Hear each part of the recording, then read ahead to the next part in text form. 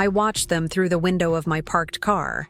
Mark and Olivia, laughing as they entered Rivoli's, the upscale Italian restaurant where he'd proposed to me 3 years earlier. She wore a fitted black dress that showcased her baby bump, a cruel mirror of my own pregnancy that he'd walked away from just 4 months ago. Mark's hand rested possessively on the small of her back as he guided her inside, his wedding ring conspicuously absent. From my vantage point across the street, nestled in the shadows of a coffee shop patio, I snapped another discreet photo and added it to my growing collection of evidence. Before we jump back in, tell us where you're tuning in from, and if this story touches you, make sure you're subscribed, because tomorrow, I've saved something extra special for you. Would you like a refill on that tea, hun? The barista, a kind-eyed woman with a name tag reading Maggie, hovered nearby with a steaming pot. Yes, please, I replied, offering a smile that didn't quite reach my eyes. Chamomile, if you have it. As she poured, I caught her curious glance toward my 7-month pregnant belly, then to my surveillance setup. I'd become a regular here. Over the past 3 weeks, always at the same table with the perfect view of Rivoli's entrance. Special project? She asked, nodding toward my notebook and camera. Something like that, I answered. Just tying up loose ends. What Maggie didn't know, what no one knew except Jen and Thomas, was that tonight wasn't about surveillance. It was about confirmation. In exactly 15 minutes, Mark's business partners would arrive at that same restaurant for what he thought was a celebratory dinner for landing the Westbrook account. Instead, they would be receiving an elegantly bound portfolio detailing the $4 million he'd embezzled from client accounts over the past 18 months, including from David's own mother's retirement fund. I'd met Mark Anderson 6 years ago during the annual charity gala for Memorial Hospital, where I worked as the director of financial operations.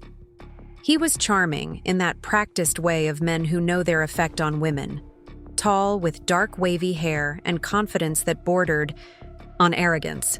As the rising star at Pinnacle Investments, he moved through the room with ease, dropping client names and portfolio figures that impressed the hospital board members.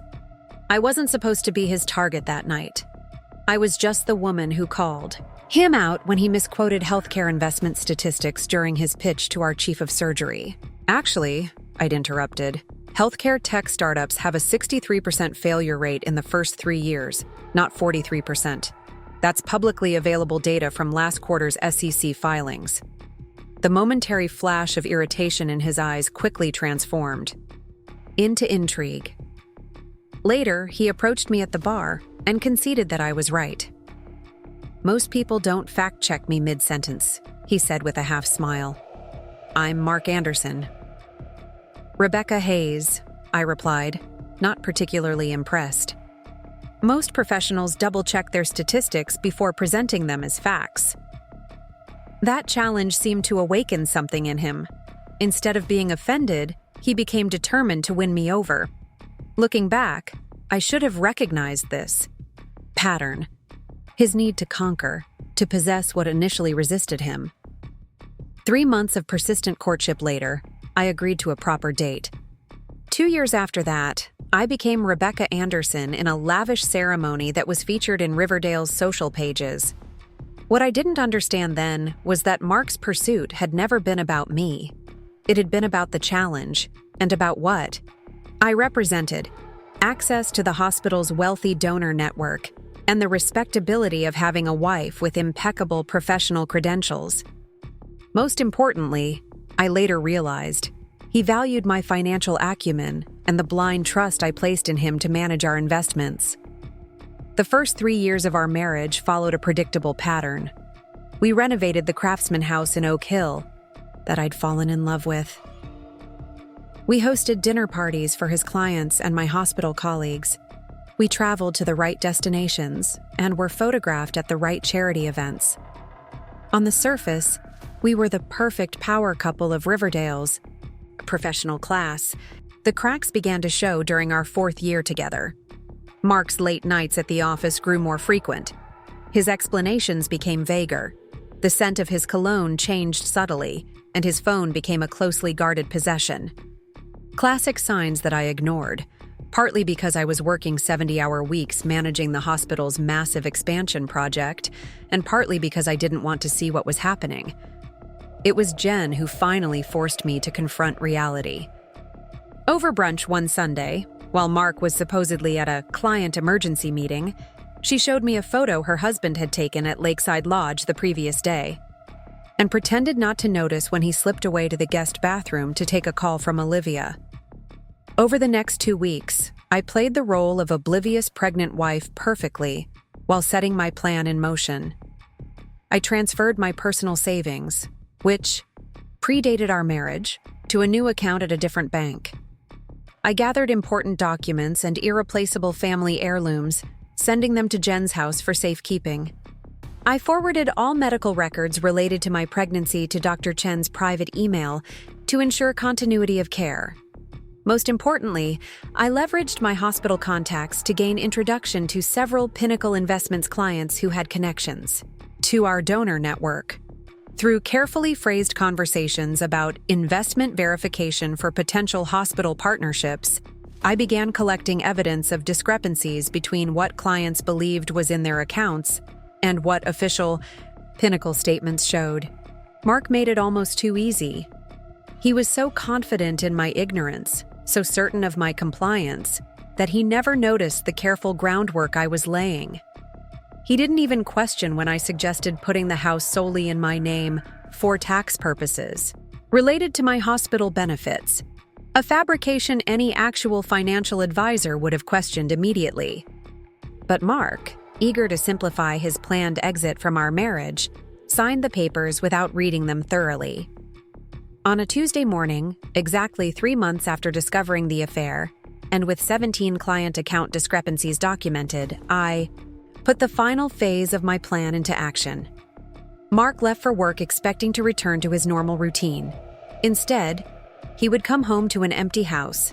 No wife, no personal belongings, no trace of my presence except for the prenatal vitamins, deliberately left on the bathroom counter.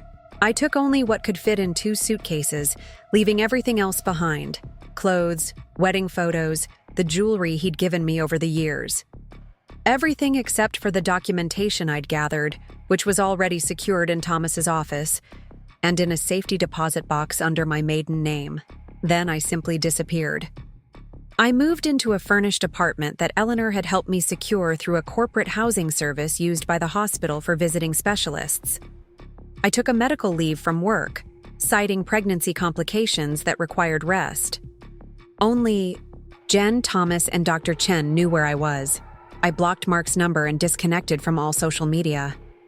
To Mark's credit, he did try to find me, for approximately 48 hours. He called the hospital, reached out to my parents, who genuinely didn't know where I was, and even filed a missing person report that was quickly deprioritized when the detective learned I had accessed my bank account the day before and had told several colleagues I was taking medical leave. Then, his concern evaporated. By the end of the week, Olivia's car was parked in our driveway overnight. By the end of the month, she had moved most of her belongings into our home. Neither of them knew that I received photo documentation of every coming and going, every delivery of her furniture, every trip they made carrying my possessions to donation centers to make room for hers. All evidence of abandonment of the marital home. All leverage for what was coming next. My phone vibrated, pulling me back to the present moment at the coffee shop across from Rivoli's. A text from Jen. David and James just arrived. They're heading inside now. I took a deep breath and sipped my tea, watching as Mark's partners entered the restaurant right on schedule. I imagined the scene about to unfold inside. The initial confusion when they didn't see Mark waiting, the server bringing over the portfolios I'd arranged to have delivered with instructions to present them to the gentleman from Pinnacle Investments, the growing horror as they reviewed the meticulously documented evidence of their partner's betrayal of client trust. What would they see? Bank transfers showing client funds moving through a maze of accounts before landing in offshore holdings connected to shell companies that with enough digging, linked back to Mark. Forged client authorizations for transactions that never occurred except on falsified statements.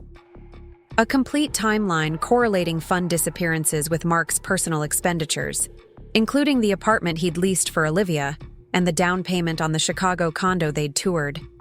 Most damning of all would be the evidence that Olivia wasn't just Mark's affair partner but his accomplice, using her client relations position to alter communications and intercept questions that might have exposed the scheme earlier.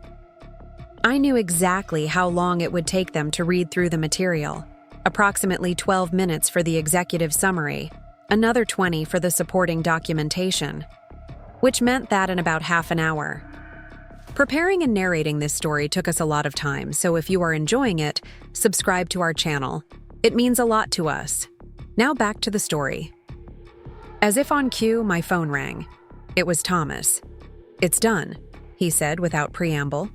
"David just called their attorney, who called me as your representative.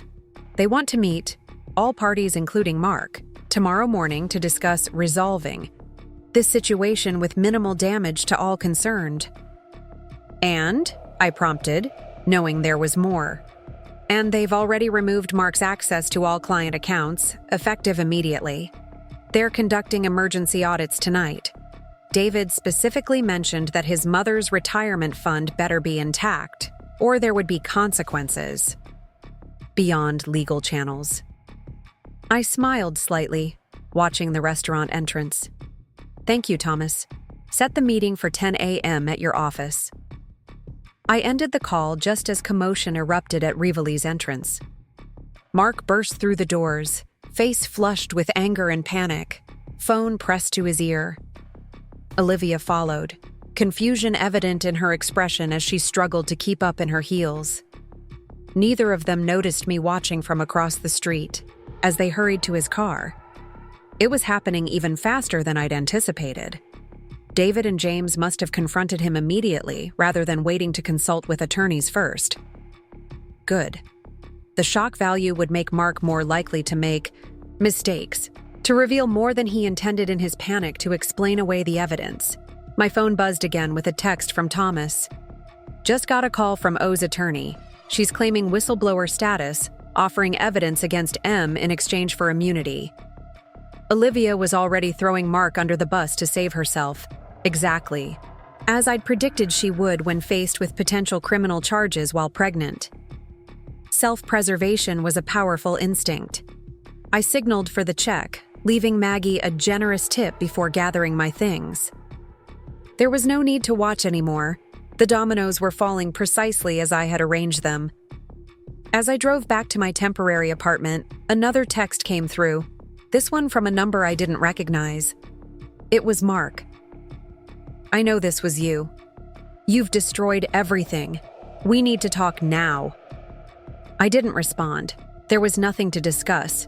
No conversation that would change the course now set in motion. Tomorrow at the meeting, he would learn just how thoroughly I had documented not only his financial crimes, but his abandonment of me during pregnancy, his moving another pregnant woman into our marital home, and his systematic erasing of my existence from a house that, as he would soon discover, was legally mine alone. The most satisfying part? I hadn't needed to fabricate a single piece of evidence. Every document was authentic, every photograph genuine, every financial record accurate. I had simply compiled the truth he had tried so hard to hide and presented it to the people who needed to see it. My phone continued to buzz with increasingly desperate messages from Mark, which I forwarded to Thomas without reading. My focus now was on the life growing inside me and the future I was rebuilding. I placed my hand on my rounded belly, feeling a reassuring kick from my daughter. "It's just us now," I whispered, "and we're going to be just fine." I slept surprisingly well that night, despite the constant vibration of my phone with messages from Mark. By morning, he had called 27 times and sent 43 increasingly desperate texts. I forwarded them all to Thomas without reading, more than the previews that appeared on my lock screen. Each message, each missed call, was simply additional evidence of harassment that would strengthen my position in the upcoming negotiations. My temporary apartment wasn't luxurious, but it served its purpose. A secure, comfortable space where I could prepare for motherhood away from Mark's chaos. I had selected it specifically for its proximity to the hospital, its 24-hour security desk, and the fact that it was registered to a corporate entity rather than my name. Even if Mark somehow discovered I had taken medical leave, he wouldn't be able to trace me here. As I prepared for the 10 a.m. meeting, I chose my outfit with strategic precision. A tailored maternity dress in navy blue that projected professionalism while making my pregnancy unmistakable. Pearl earrings that had belonged to my grandmother. Minimal makeup that emphasized my natural glow rather than attempting to hide my exhaustion. I wasn't aiming for sympathy, but I wanted everyone in that room to be confronted with the physical reality of the life Mark had abandoned. Jen arrived at 9:15 to drive me to Thomas's office. "Are you sure you want to do this?" she asked as we pulled away from my building. "Thomas said you don't actually need to be there. Your presence isn't legally required for this preliminary discussion." "I'm not going for legal reasons," I replied, resting my hand on my rounded belly. "I'm going because I want Mark to look me in the eye when his world collapses." Jen glanced at me, concern evident in her expression. "You're different these days. Harder." "Not harder," I corrected her. "Clearer. For years I've compromised, accommodated, turned a blind eye. I've been collateral damage in Mark's pursuit of what he wants. That ends today." We arrived at the imposing glass building that housed Walker Legal Group at 9:40. Thomas was waiting for us in the lobby, his usual impeccable self in a charcoal suit and subtle red tie that somehow conveyed both authority and aggression. "Everyone's already upstairs," he informed me, guiding us toward a private elevator. "Mark and his attorney arrived 10 minutes ago. He doesn't know you'll be attending." "Good," I nodded. "And Olivia?" Separately represented by Caroline Matthews from Donaldson and Reed. She's positioning her client as an unwitting participant who was manipulated by Mark. Thomas's expression conveyed exactly what he thought of that defense strategy. David and James brought the full force, internal counsel plus 2 partners from Garrison and Smith. As the elevator ascended, Thomas briefed me on last-minute developments. Pinnacle's overnight audit had confirmed embezzlement totaling at least $8 million, even more than my initial estimate. The firm had already contacted the SEC and their insurance underwriters. Criminal charges were virtually inevitable. "Remember," Thomas cautioned as the elevator doors opened, "this isn't a criminal proceeding. It's a negotiation to determine whether Pinnacle pursues separate civil action on top of whatever criminal charges may come. Your divorce settlement runs parallel, but separate. Don't get drawn into discussions about the criminal aspects beyond confirming the evidence you provided." I nodded, taking a deep breath and squaring my shoulders as we approached the conference room. Through the glass walls, I could see Mark seated beside a silver-haired attorney I recognized as Gerald Thompson, one of Riverdale's most expensive criminal defenders. Across from them sat David and James, flanked by their legal team. At the ICE far end, Olivia perched nervously beside a sharp-looking woman in her 40s who I assumed was Caroline Matthews. When Thomas opened the door and I entered the room, the effect was immediate and satisfying. Mark's face drained of color, his practiced composure crumbling as he took in my pregnant form. Olivia's hand instinctively moved to her own smaller baby bump, her eyes wide with something between shock and shame. David and James exchanged glances, clearly reassessing the situation with this new information. "Ms. Anderson has joined us as the initial source of the documentation provided to Pinnacle Investments," Thomas announced smoothly, pulling out a chair for me beside his at the opposite end from Olivia. Jen took a seat slightly behind us, present, as my support person rather than an active participant. Gerald Thompson recovered quickly. Our understanding was that this meeting would include only the essential parties directly involved in the financial matters at hand. "Ms. Anderson is An essential party, Thomas countered. Not only did she provide the initial evidence, but as Mr. Anderson's spouse and an affected party in the misappropriation of joint marital assets, she has standing to participate. Mark leaned over to whisper urgently to Thompson, who frowned, and shook his head slightly before addressing the room again. Before we proceed, we want to clarify that Mr. Anderson disputes many of the allegations in the documentation provided. While there may have been some accounting irregularities resulting from clerical errors, he categorically denies any intentional misappropriation of client funds. David Reynolds, usually the calmer of Mark's two partners, slammed his hand on the table. Clerical errors? My mother's retirement account is short $400,000. Is that a goddamn typo, Gerald? James Wilson placed a restraining hand on David's arm before addressing Thompson. Let's not waste time with denials that insult everyone's intelligence. The audit team worked through the night. We have transaction, records, authorization documents with forged signatures, and a clear trail of funds moving from client accounts to offshore holdings controlled by your client. The only question we're here to discuss is whether Pinnacle pursues separate civil action apart from the criminal charges that will inevitably be filed. Throughout this exchange, Mark hadn't taken his eyes off me.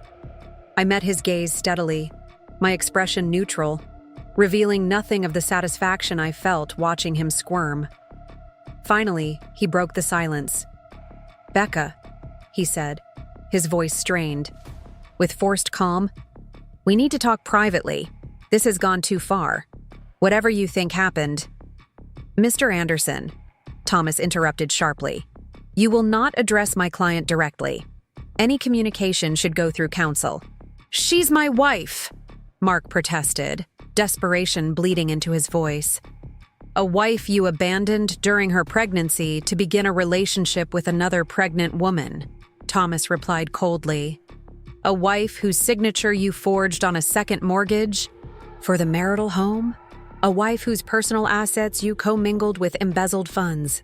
Perhaps you should have considered your marriage before those actions." Olivia's attorney leaned forward. "I'd like to clarify that my client was unaware of the source of Mr. Anderson's funds or his marital status when their relationship began. Ms. Pierce was led to believe Mr. Anderson was separated and finalizing a divorce." I couldn't suppress a small, incredulous laugh.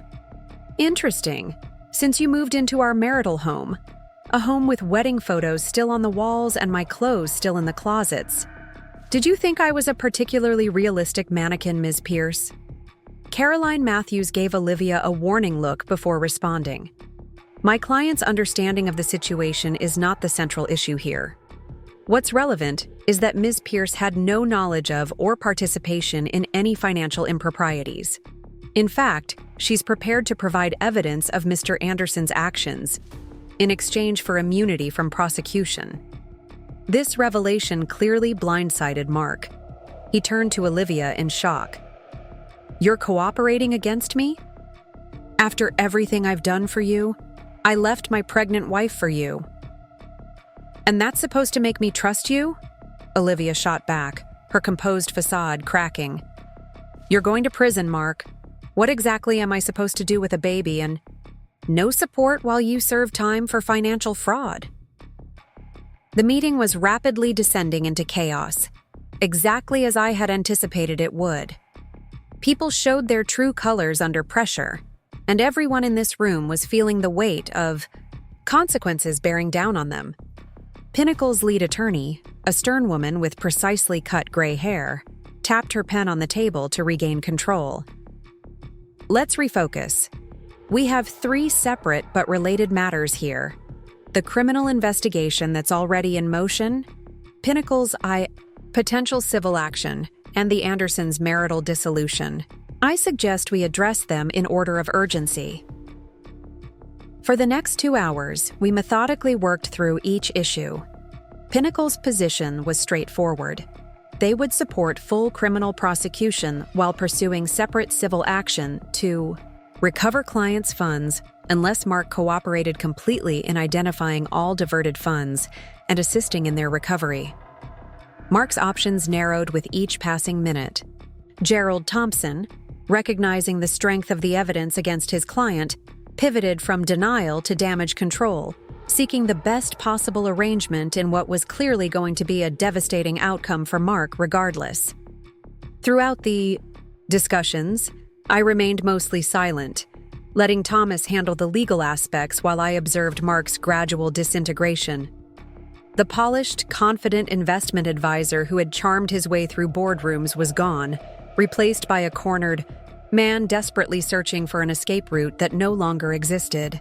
When we finally reached the subject of our divorce, Mark seemed almost relieved to discuss something other than prison terms and financial restitution.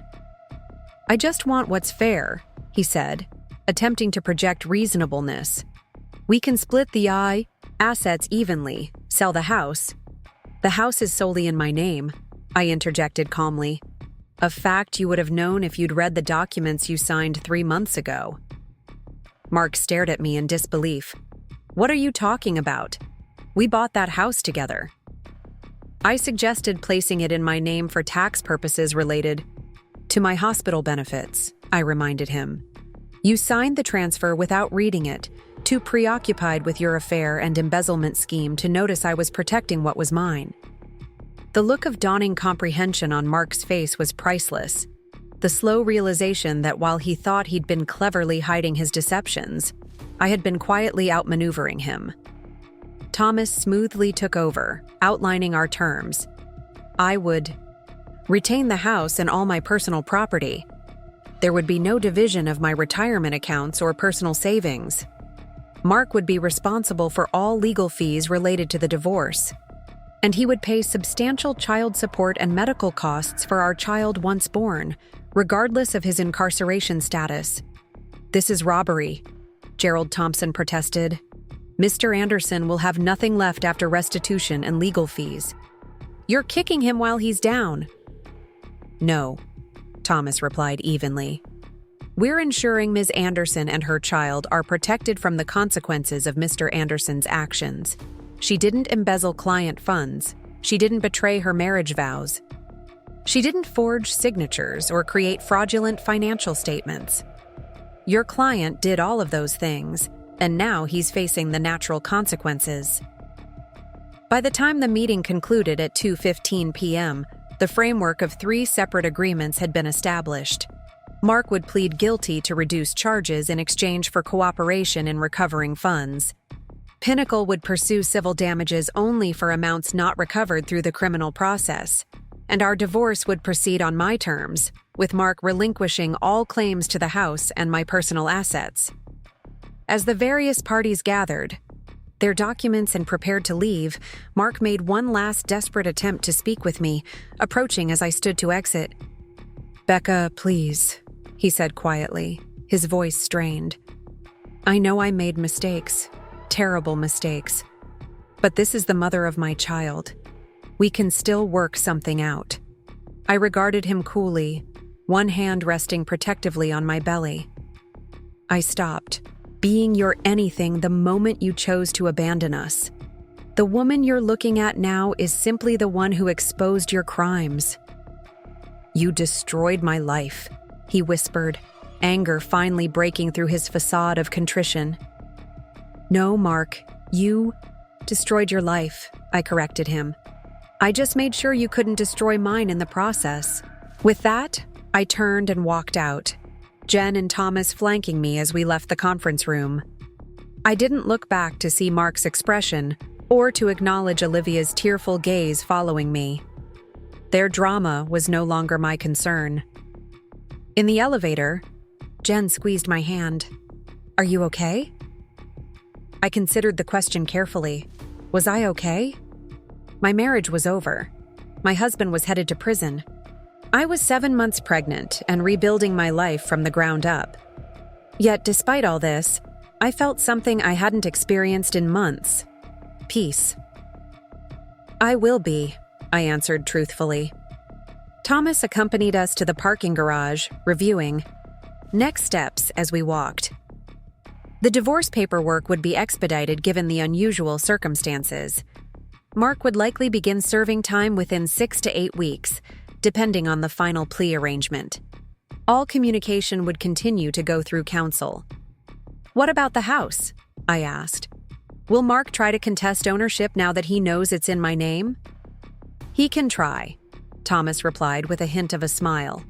"But the property transfer, documentation is impeccable. You suggested it for legitimate tax purposes," he signed willingly. All proper procedures were followed. The fact that he didn't read what he was signing is his problem, not yours. As Jen drove me back to my apartment, I felt the weight of months of strategic planning finally lifting. There would be further complications, of course. The media would eventually get hold of the story. There would be questions from colleagues and friends. Mark's family would likely be hostile, but the essential work was done. I had protected myself and my child from Mark's implosion, preserved my financial security, and ensured he couldn't simply walk away from his responsibilities unscathed. "What now?" Jen asked as we pulled up to my building. I gazed out the window, contemplating my next steps. "I'm going home," I decided. "My actual home. The house is mine, legally and morally. Why should I be the one in temporary housing?" Jen looked uncertain. "Is that wise? Mark still has keys, and Olivia might still be there." "Not for long," I said with quiet determination. "I'll have the locks changed today. Security system upgraded tomorrow, and I believe Thomas already has plans to serve formal eviction notices to Olivia by this afternoon." "You've really thought of everything, haven't you?" Jen's tone held a mixture of admiration and concern. "When your husband betrays you while you're carrying his child, you learn to think 10 steps ahead," I replied. "Besides, planning is what I do professionally. I just applied those skills to my personal crisis." By sunset that same day, I stood in the entryway of my Oak Hill home, keys in hand, listening to the echo of my footsteps in the suddenly empty space. Thomas had worked miracles, expediting the eviction process with evidence that Olivia had no legal claim to residency. A locksmith had changed every exterior lock, and a security technician was scheduled for first thing tomorrow to install a state-of-the-art system. The house felt different, violated by Olivia's brief occupation, but still fundamentally mine. I wandered from room to room, noting the subtle changes they had made during my absence. My carefully selected artwork had been replaced with generic prints. The antique writing desk that had belonged to my grandmother had been relegated to the garage to make space for a modern glass monstrosity. My books had been boxed up and stacked in the guest room closet. In the master bedroom, evidence of Olivia was everywhere. Her clothes sharing closet space with mine, her toiletries cluttering the bathroom counter I had always kept meticulously organized. Most jarring was the nightstand on what had been Mark's side of the bed, a different lamp, unfamiliar reading glasses, a novel with a bookmark halfway through. I didn't rage or cry. Instead, I methodically began reclaiming my space.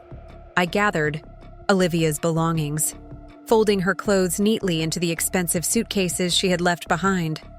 I boxed her toiletries and personal items with the same care I would use for my own possessions. I wasn't interested in petty destruction or revenge through damaged property. I simply wanted every trace of her removed from my home.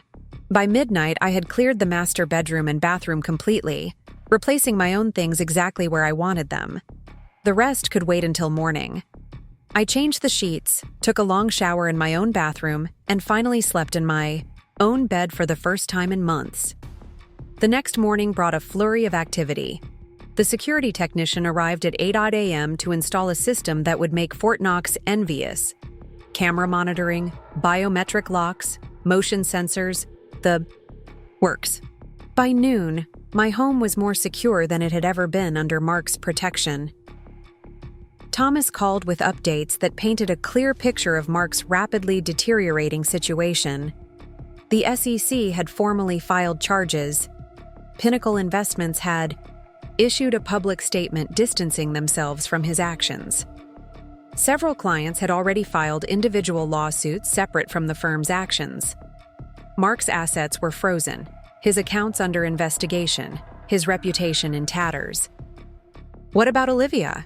I asked, more curious than concerned. "Cooperating fully," Thomas confirmed. "She's provided emails, text messages, and recorded conversations that essentially bury Mark.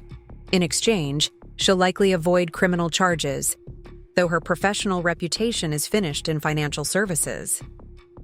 I felt a strange mixture of emotions at this news. Not satisfaction exactly. Olivia had made her choices, and now she was making more choices to save herself at Mark's expense. It was also predictably transactional, just like their relationship had been. And her pregnancy? I found myself asking, surprised by my own interest. Thomas hesitated. "I'm not privy to her medical information, but her attorney mentioned concerns about stress affecting her condition. They're using it as part of their argument for leniency." I absorbed this information silently. Despite everything, I couldn't bring myself to wish harm to her unborn child. That innocent life deserved none of the chaos its parents had created. "Rebecca?" Thomas prompted when I didn't respond. "Are you still there?" "Yes," I said, refocusing. "What else do I need to know?" "Mark's preliminary hearing is scheduled for next Wednesday. The divorce papers will be finalized by Friday, and he'll be served in custody. Given the circumstances, we expect minimal contest and rapid processing." Thomas paused. "There is one more thing. Mark's mother called our office this morning asking to speak with you." I hadn't expected that. Eleanor Anderson had always been politely distant during our marriage, never quite warming to the hospital administrator who'd captured her golden son's attention. Our relationship was cordial but cool, limited to holiday gatherings and occasional family events. Did she say what she wanted? "Only that it was important and personal," Thomas replied. "I can have my assistant tell her you're not taking calls, or I can forward her information if you want to reach out." I considered my options. Eleanor was not Mark. She was a grandmother-to-be who had just learned her son was heading to prison for financial fraud while juggling 2 pregnant women. That had to be devastating, regardless of our past relationship. "Send me her number," I decided. "I'll think about it." After ending the call with Thomas, I continued the process of reclaiming my home. I retrieved my beloved writing desk from the garage, restored my artwork to the walls, and unpacked my books, arranging them precisely as they had been before. With each item returned to its proper place, I felt more grounded, more myself. Around 3 p.m., there was a knock at the door. The security system immediately alerted me to a visitor, showing a delivery person on the porch through the newly installed camera. I approached cautiously, still wary of unexpected visitors. "Delivery for Rebecca Anderson," the young man announced when I opened the door slightly. He handed me a large floral arrangement, not the standard roses or lilies, but a thoughtfully composed collection of herbs and plants known for their calming properties during pregnancy: lavender, chamomile, mint, and lemon balm. The card attached read simply, "For peace and healing, I'd like to talk when you're ready. Eleanor Anderson." I placed the arrangement on the kitchen island, surprisingly touched by the gesture.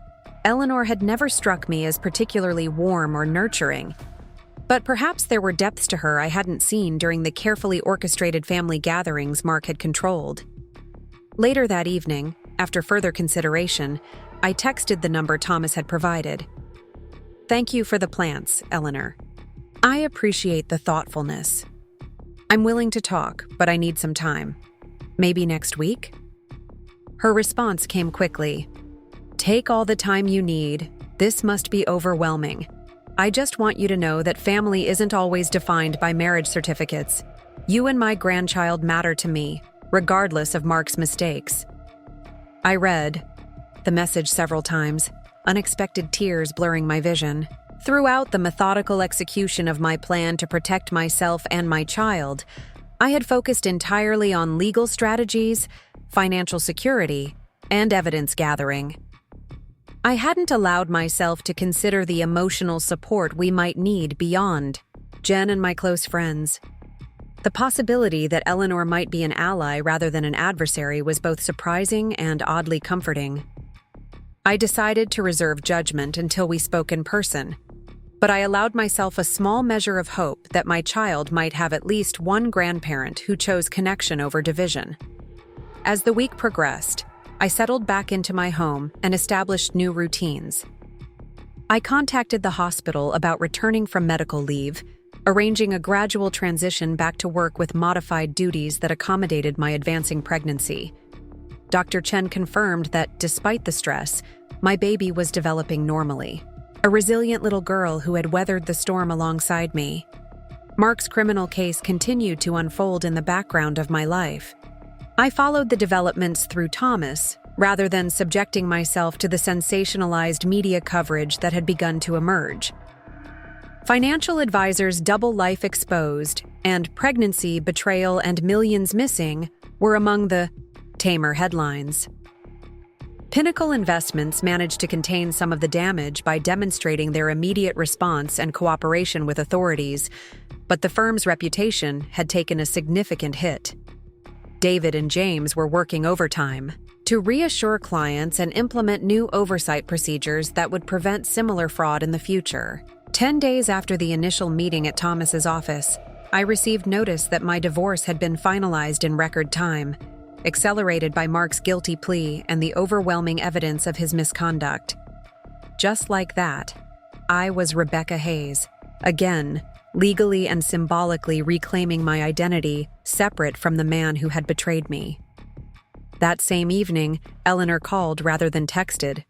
I hesitated before answering, still uncertain about her intentions, but willing to give her the chance to explain herself. "Rebecca," she began, her voice steadier than I expected. "Thank you for taking my call.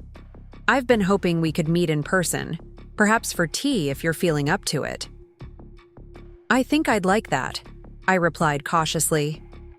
"But I need you to understand that my relationship with Mark is over, completely. If you're hoping to mediate or find some path to reconciliation, absolutely not," Eleanor interrupted with surprising firmness. "My son made unconscionable choices. He betrayed you, his child, his clients, and his partners. I raised him better than that, and I'm still coming to terms with who he's revealed himself to be." Her candor caught me off guard. "Then why reach out to me?" "Because you're carrying my grandchild," she said simply. "Because you've conducted yourself with dignity through circumstances that would break many people. And because family isn't just about blood or marriage. It's about who shows up, who stands by you when it matters." We arranged to meet the following afternoon at a quiet tea room not far from my house. As I ended the call, I felt a tentative optimism about the possibility of maintaining a relationship with Eleanor, not for Mark's sake, but for my daughter's and, surprisingly, for my own.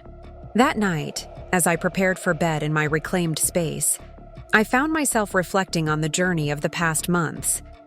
I had transformed from a woman blindsided by betrayal to one who had methodically dismantled her husband's carefully constructed deceptions.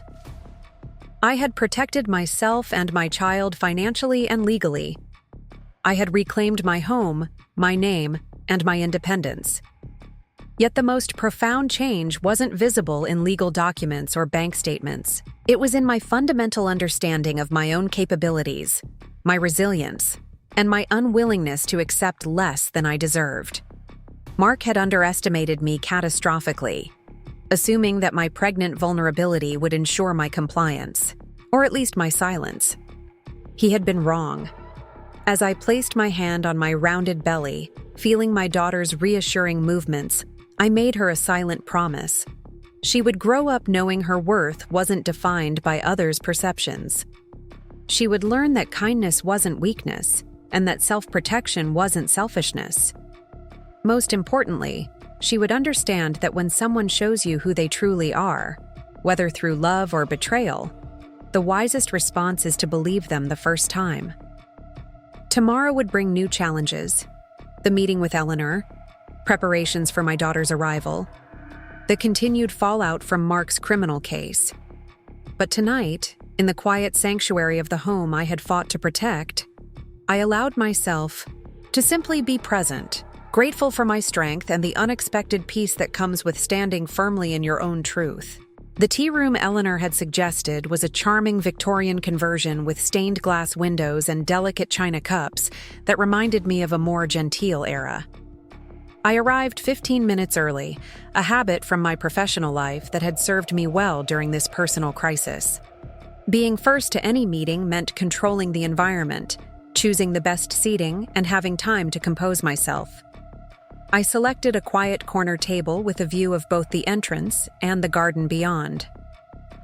The late afternoon sunlight filtered through the decorative windows, casting colored patterns across the crisp white tablecloth. While waiting, I reviewed mental notes about what I was and wasn't willing to discuss with Mark's mother. Eleanor arrived precisely at the appointed time, dressed in a simple but elegant navy pantsuit that spoke to her own professional background as a former university dean. At 68, she carried herself with the confident posture of someone accustomed to commanding lecture halls. Her silver-streaked dark hair was pulled back in a neat twist, and her only jewelry was a pair of pearl earrings remarkably similar to my own. "Rebecca," she greeted me warmly, touching my shoulder lightly, before taking the seat across from me. Her eyes briefly traveled to my expanding midsection, a complex emotion crossing her features before she met my gaze again. "Thank you for agreeing to meet." "Thank you for the herbs," I replied, uncertain how to navigate this unprecedented terrain with a woman who had always maintained a polite distance during my marriage to her son. They were thoughtful. A server appeared to take our order. Eleanor requested Earl Grey with lemon. I chose chamomile, conscious of limiting caffeine. When we were alone again, Eleanor folded her hands on the table and addressed the elephant in the room directly. "I want to apologize for my son's behavior," she began, her voice steady but tinged with genuine regret. "Not because I'm responsible for his actions as an adult, but because I raised him to be better than this. The way he's treated you, especially during your pregnancy, is unconscionable." I hadn't expected this level of candor. The Eleanor I thought I knew was reserved, diplomatic to a fault, and fiercely protective of Mark as her only child. This straightforward acknowledgement of his wrongdoing caught me off guard. "You don't need to apologize for him," I said carefully. "No, but I want you to know where I stand," she replied. "Mark called me from detention yesterday, asking me to reach out to you, to see if there was any possibility of reconciliation." She shook her head slightly. "I told him that ship had sailed the moment he abandoned you while carrying his child, and that he should focus on taking responsibility for his actions." Our tea arrived, providing a momentary pause in the conversation. I studied Eleanor over the rim of my cup, reassessing everything I thought I knew about her based on the carefully curated family gatherings Mark had orchestrated. "That must have been difficult," I observed. "He's still your son." "Yes, and I love him," Eleanor acknowledged. "But loving someone doesn't mean enabling their worst behavior or excusing their failings. Mark has made choices that have harmed many people, you foremost among them. He needs to face the consequences." I sipped my tea, considering her words. "If you're not here at Mark's behest, what is it you want, Eleanor?" She set down her cup with deliberate care. "I want to be part of my granddaughter's life, if you'll allow it. And I want you to know that you have support, practical, emotional, whatever you need, regardless of what happens with Mark." "How did you know I'm having a girl?" I asked, surprised.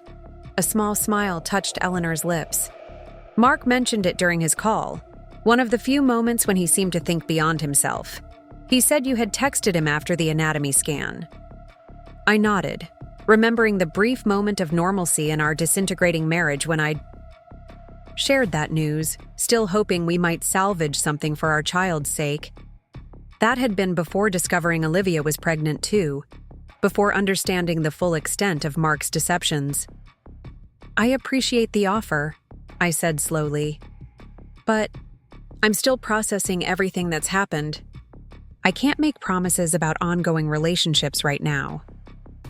"I understand completely," Eleanor replied without hesitation. "Take all the time you need. My offer stands whenever you're ready, if you're ready. No pressure, no expectations."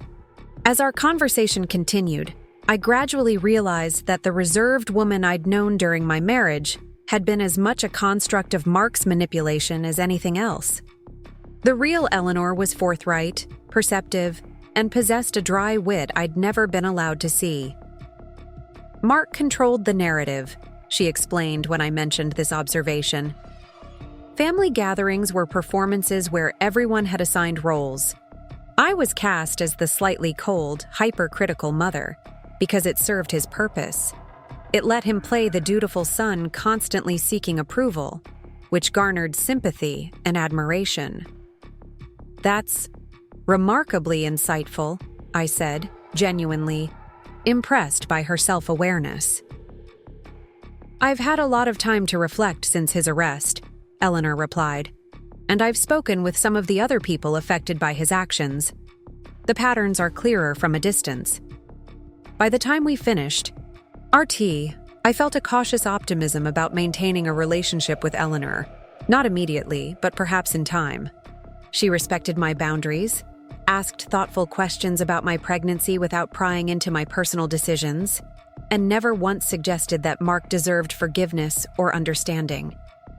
As we parted outside the tea room, Eleanor handed me a small package wrapped in simple cream paper.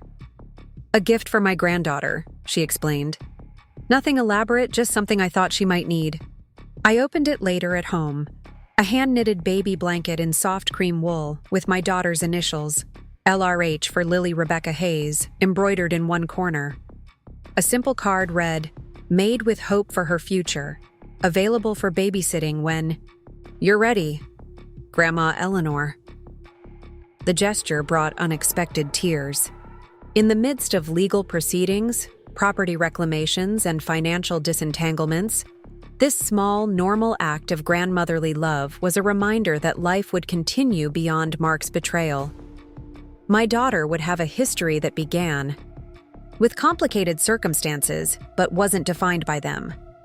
The following week brought Mark's formal sentencing hearing. I chose not to attend, having no desire to see him in prison garb or listen to whatever statement he might make to the court. Thomas attended on my behalf and called immediately afterward. 12 years, he reported without preamble.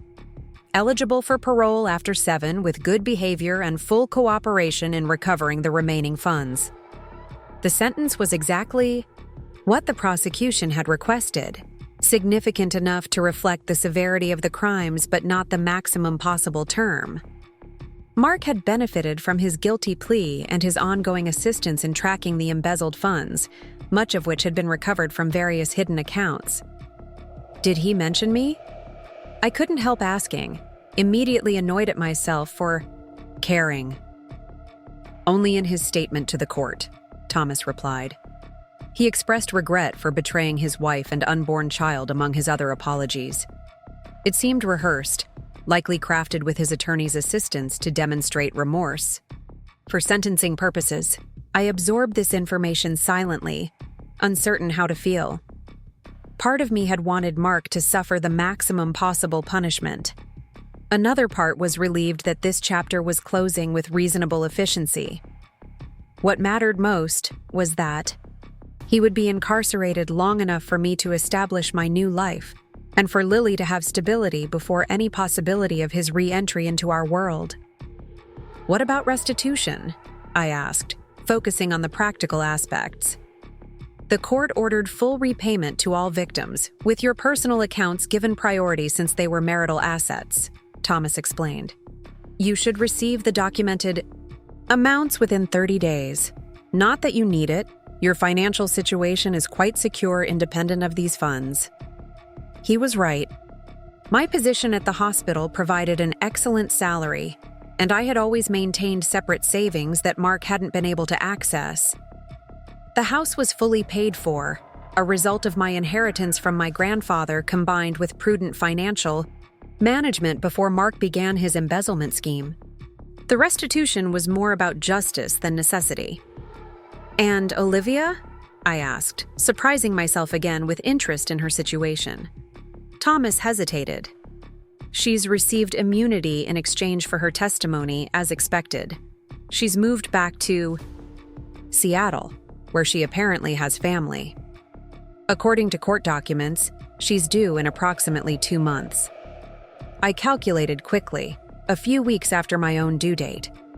2 children born so close together, half-siblings who might never meet, connected by a father who would be absent for most of their childhoods. The thought was oddly melancholy. "Rebecca," Thomas said, interrupting my contemplation, "may I speak frankly, as someone who's seen many divorces and their aftermath?" "Of course. You've handled this situation with remarkable composure and strategic thinking. The legal outcomes couldn't have been better if we'd scripted them ourselves. But now comes the harder part, moving forward emotionally. Don't get stuck in Mark's story. He'll serve his time, Olivia will raise her child, Pinnacle will recover. Their chapters continue, but they shouldn't be the central focus of yours." His advice resonated more than I wanted to admit. Despite my outward pragmatism, I'd spent months consumed by the methodical dismantling of Mark's deceptions. Now that justice had been served, I needed to redirect that energy toward building rather than unraveling. "Thank you, Thomas," I said sincerely, "for everything." "It's been my pleasure," he replied. "Though I hope your next legal needs are for something mundane, like updating your will to include your daughter." After ending the call, I wandered through my house, seeing it with fresh eyes. I'd reclaimed the space physically, removing all traces of Olivia and rearranging furniture to my preferences. But the home still contained memories of my life with Mark. From the kitchen where we'd cooked elaborate Sunday brunches to the living room where we'd hosted dinner parties for his clients and my colleagues, perhaps it was time to consider whether this house, for all its reclaimed security, was truly where I wanted to build my future with Lily. The thought of starting completely fresh, a new home chosen solely for our needs, without history or ghosts, was suddenly appealing. I called Jen to share this revelation. "You want to sell the house?" she asked, surprised.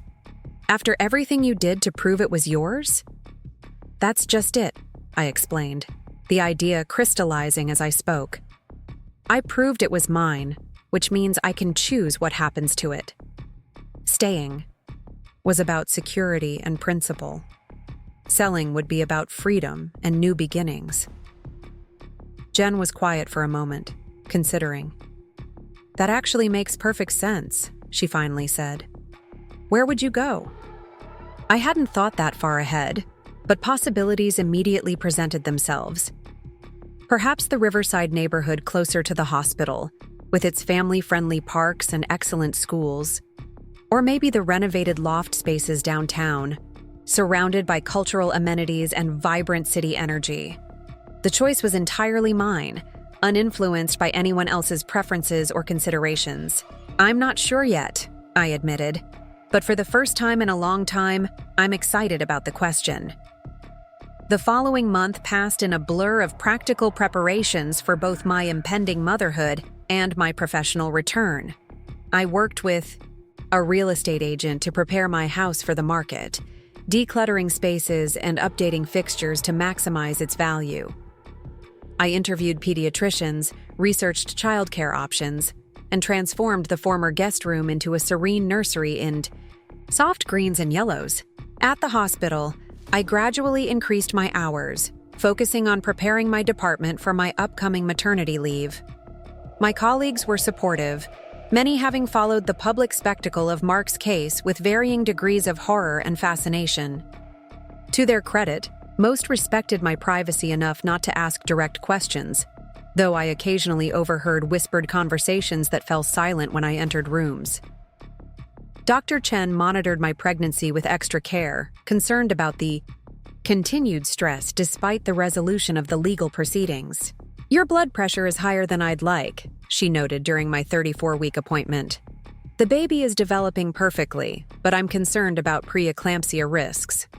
She recommended modified bed rest for the remainder of my pregnancy, not complete immobility, but significant reduction in activity and work hours.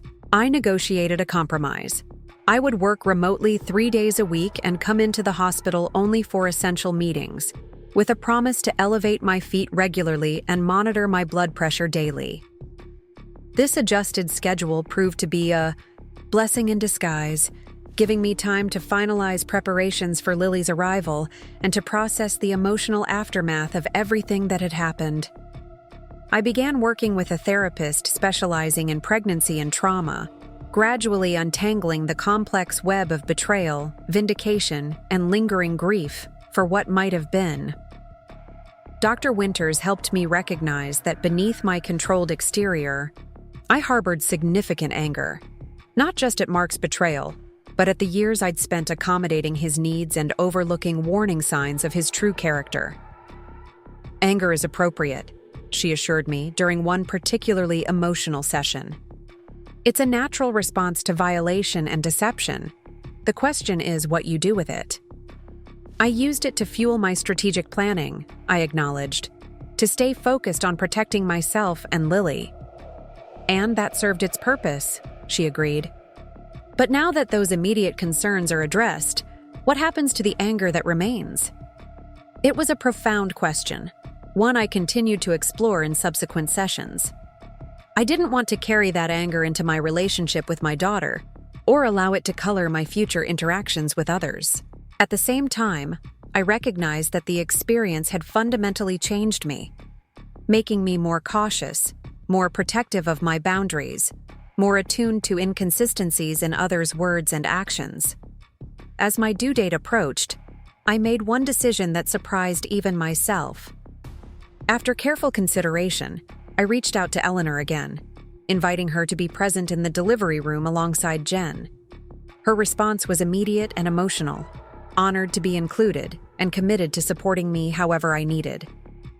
"Are you sure?" Jen asked when I told her.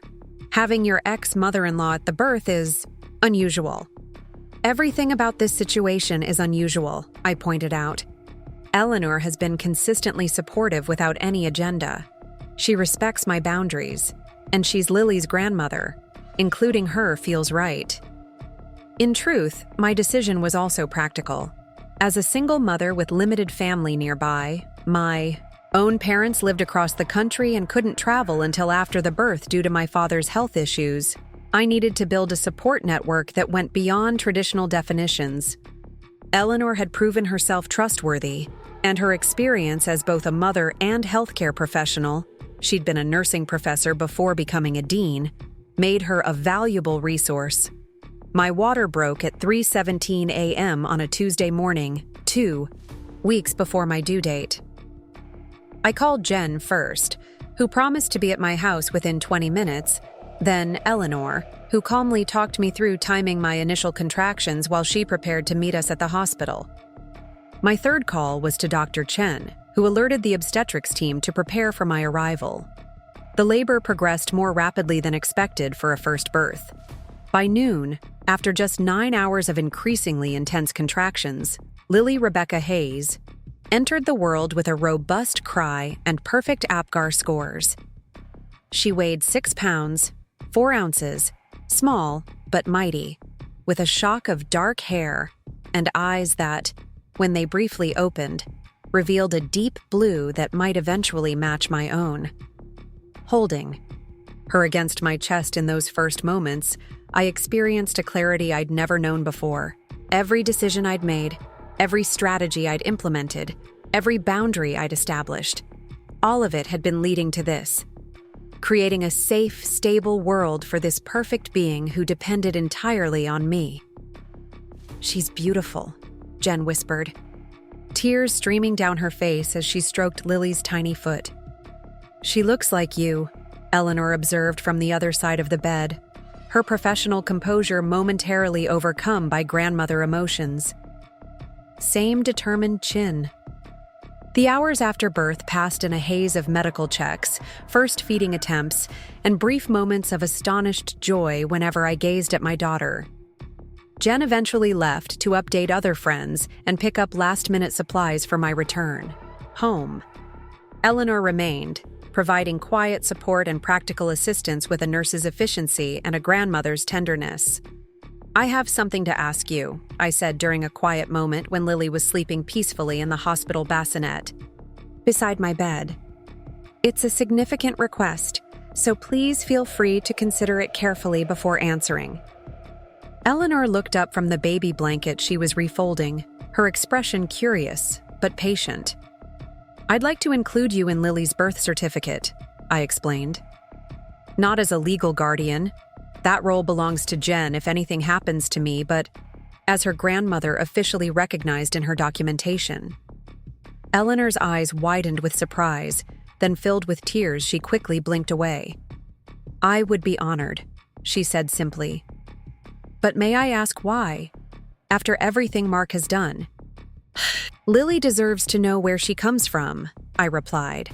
"The good parts of her heritage as well as the complicated ones." "You're a good part, Eleanor. I want her to have that connection." The older woman nodded, understanding the weight of what I was offering. "I promise to always put her interests first," she said. "To support whatever relationship you decide is appropriate between her and Mark when the time comes, and to never undermine your parenting decisions." Her response confirmed I'd made the right choice. Eleanor understood that being included in Lily's life was a privilege, not a right, and that maintaining that privilege required respecting boundaries and acknowledging the complex circumstances of her birth. The hospital discharge came 2 days later. Entering my house with Lily felt like crossing a threshold in every sense, leaving behind my old life and embarking on a new journey as a mother. The home I had fought so hard to reclaim now felt different, infused with fresh purpose as Lily's first environment. The nursery, which I decorated during those weeks of modified bed rest, welcomed her with its soft green walls and hand-painted constellations on the ceiling. The rocking chair by the window, positioned to catch morning light, became our sanctuary for early feedings and quiet moments of connection. The first week passed in the timeless fog familiar to all new parents. Sleep measured in increments rather than hours. Days structured around feeding schedules and diaper changes. Moments of overwhelming love interrupted by periods of bone-deep exhaustion. Jen stayed the first 3 nights, helping with midnight wakings and ensuring I ate proper meals. After she returned to her own home and work, Eleanor established a routine of daily afternoon visits, bringing home-cooked meals and offering to hold Lily while I showered or napped. My parents arrived at the end of the second week, their initial awkwardness around Eleanor quickly giving way to shared grandparent enthusiasm. My father, a retired English professor, already had a list of books he planned to read to Lily as she grew.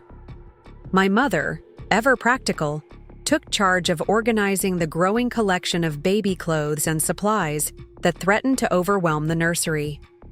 "You've built quite a village here," my mother observed one evening as we watched Eleanor and my father debating the merits of classical music versus jazz for infant development while Lily slept peacefully in her bassinet. "Not the one I expected," I admitted, "but maybe the one we needed." The real estate agent called during my parents' visit with news that the house had received 3 offers within days of listing, all above asking price. The market in Oak Hill had continued to rise, and my renovations had significantly increased the property's appeal.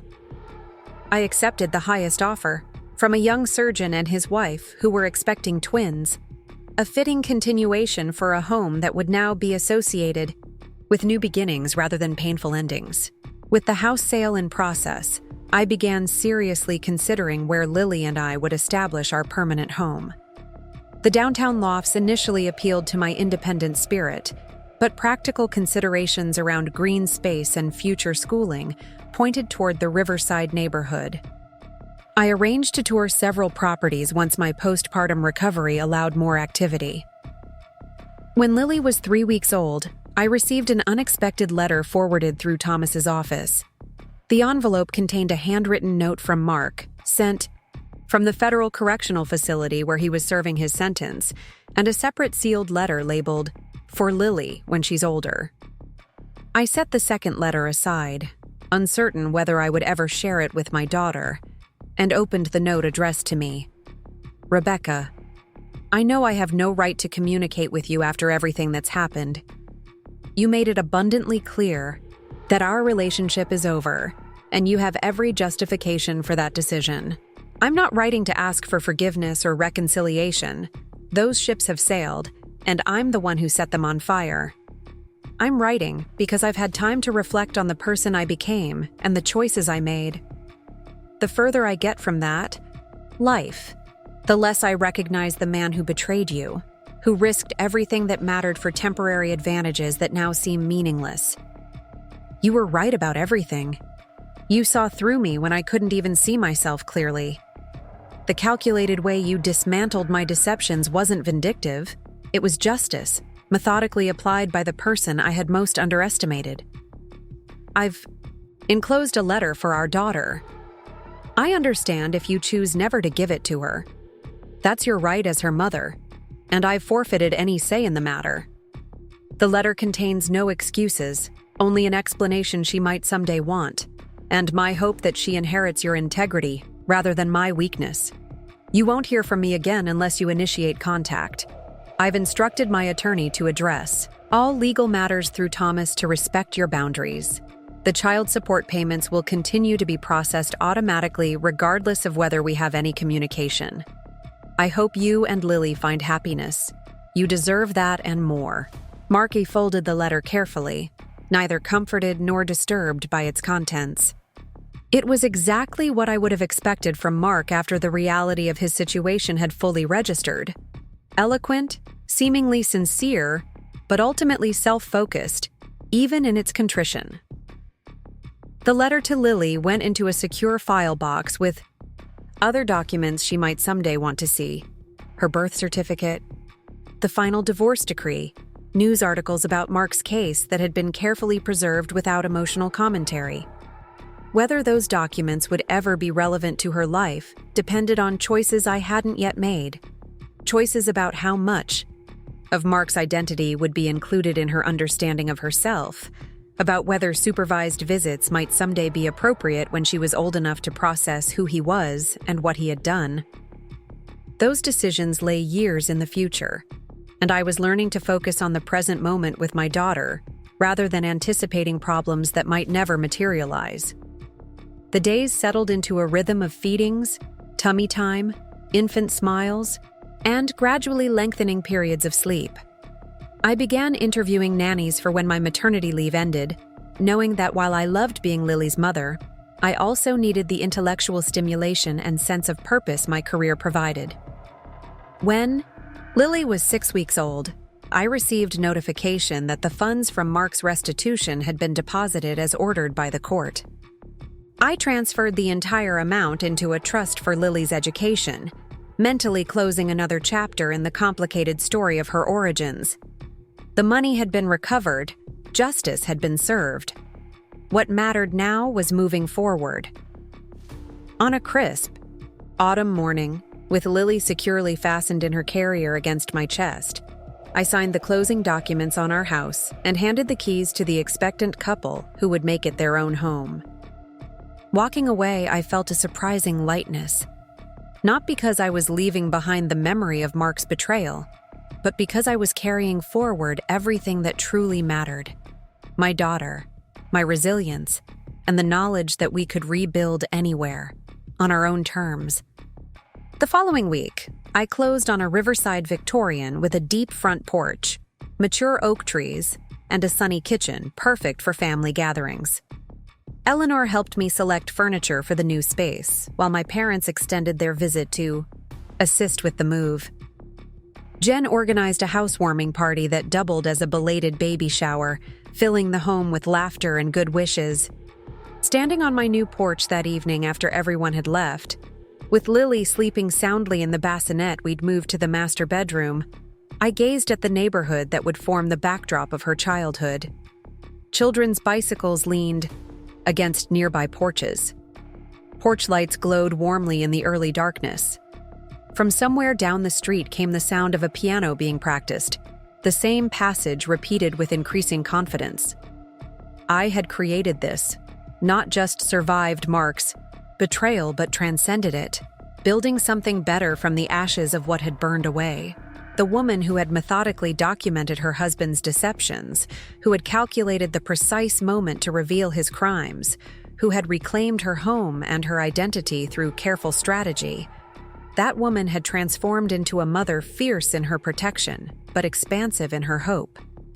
Lily would grow up knowing she was wanted, cherished, and surrounded by people who had chosen to be part of her life.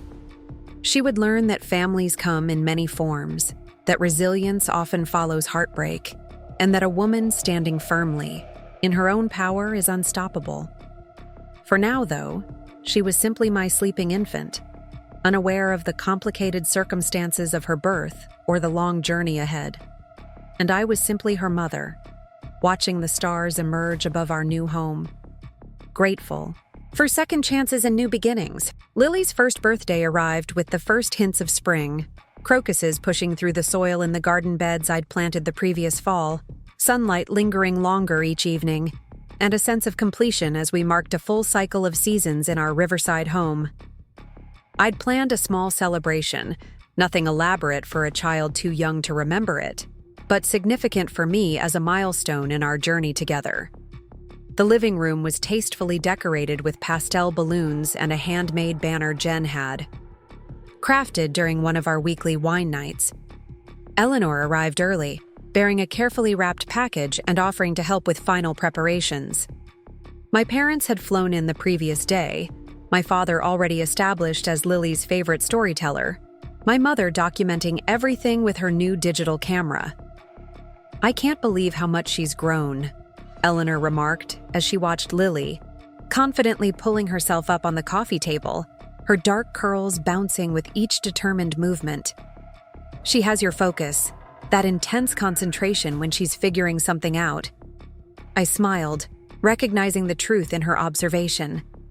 Over the past year, I'd discovered the unexpected joy of seeing myself reflected in my daughter, not just physical traits like her blue eyes or determined chin, but temperamental qualities that emerged as her personality developed. She approached each new skill with methodical persistence, practicing until mastered, then moving immediately to the next challenge. "She's going to be walking any day now," I predicted, watching Lily navigate carefully along the edge of the sofa. "Dr. Mercer says she's advanced in gross motor skills and language development." The pediatrician had become another valued member of our extended support network. Her practical advice and calm demeanor a counterbalance to the occasional overwhelm of first-time motherhood. She had guided us through minor illnesses, developmental questions, and my own anxieties about whether Lily was thriving despite her unconventional family structure. The doorbell interrupted my thoughts, announcing the arrival of the remaining guests. Jen and her husband Mike, my colleague Sophia from the hospital with her twins who were a few months older than Lily, and Dr. Chen, whose prenatal care had extended into genuine friendship. The gathering was exactly what I'd envisioned: intimate, joyful, focused on celebrating Lily rather than dwelling on the circumstances of her birth. We laughed as she cautiously poked at her smash cake, initially suspicious of the unfamiliar texture before enthusiastically plunging both hands into the frosting. We applauded her delight in tearing wrapping paper, the actual gifts far less interesting to her than the process of discovery. Throughout the afternoon, I found myself momentarily stepping back, observing this assembly of people who had chosen to be part of our lives. None of these relationships were obligatory. Each had developed through mutual respect and genuine caring. This was the village I had built for Lily: diverse, supportive, and entirely free from the toxicity that had characterized my marriage to Mark. Later, after the guests had departed and Lily was asleep, my mother joined me on the porch swing, handing me a glass of wine as we enjoyed the mild evening air. "You've done remarkably well, Rebecca," she said, her tone appreciative rather than surprised. Not just surviving, but creating this beautiful life for you and Lily. It wasn't the path I expected, I acknowledged, watching the neighborhood, children playing a final game of tag before twilight called them home. But maybe it's the one we needed. My mother was silent for a moment, choosing her words carefully. Your father and I worried, you know. Not about your capabilities. You've always been formidably competent, but about whether you would allow yourself to heal. You've always contained your emotions so efficiently, even as a child. I've been working on that, I admitted. My therapist says I'm making progress. The weekly sessions with Dr. Winters had continued through Lily's first year, evolving from crisis management to deeper exploration of patterns established long before Mark entered my life. I'd begun to recognize how my natural tendency towards self-sufficiency had sometimes isolated me, making Mark's betrayal possible precisely because I'd compartmentalized our marriage rather than fully integrating it into my sense of self. That's good, my mother nodded. Being strong is admirable. Being impenetrable is lonely. Her insight landed with unexpected weight. I had built walls throughout my life, protective barriers that had served me well professionally and during the crisis of Mark's betrayal. But those same walls, I was slowly learning, could become prisons if maintained too rigidly. My return to work had provided another avenue for personal growth. After 4 months of maternity leave, I'd resumed my role as Director of Financial Operations with a hybrid arrangement that allowed 2 remote work days. The hospital administration had been surprisingly accommodating, recognizing my value enough to adapt to my new priorities as a mother. Lily attended the hospital's employee childcare center 3 days a week, thriving in the stimulation of interaction with other children while remaining close enough that I could visit during lunch breaks. The other 2 days, Eleanor provided care, developing a special grandmother-granddaughter bond through walks to the neighborhood park and improvised games that had transformed my formal mother-in-law into a woman who willingly sat on the floor, making silly faces. My professional life had taken an unexpected turn as well. The media attention surrounding Mark's case had inadvertently highlighted my financial expertise, particularly my ability to detect and document complex fraud. 6 months after returning from maternity leave, I was approached by the healthcare division of a consulting firm that specialized in financial oversight for medical institutions. The offer was compelling: a significant salary increase, flexibility to select projects that interested me, and the opportunity to help other hospitals strengthen their financial safeguards. After careful consideration and consultation with my support network, I had accepted a modified arrangement, part-time consulting while maintaining my hospital position at reduced hours. This balance allowed me to continue the work I valued while expanding my professional horizons and increasing our financial security. More importantly, it demonstrated to Lily that motherhood and career ambition could coexist, each enriching the other rather than demanding sacrifice. My mother's voice drew me back to the present moment. Have you heard anything more from Mark? I shook my head. Not since that letter when Lily was born. He's respected the boundaries I established. I hesitated, then added what I hadn't shared with anyone except Dr. Winters. I've considered writing to him, actually. Not to reconnect, but to update him on Lily's development. He won't be part of her daily life, but someday she might want to know him.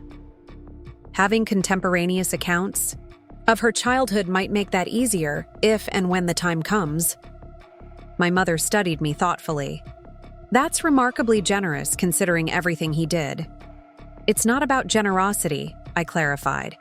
It's about giving Lily options for the future. She didn't ask for any of this complexity, but she'll inherit the consequences of our choices.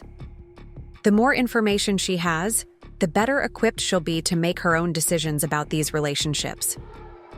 This perspective had emerged gradually during my therapy sessions.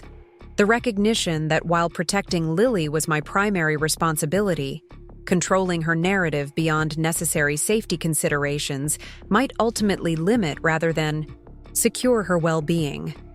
She would eventually form her own opinions about Mark, Olivia, and the circumstances of her birth.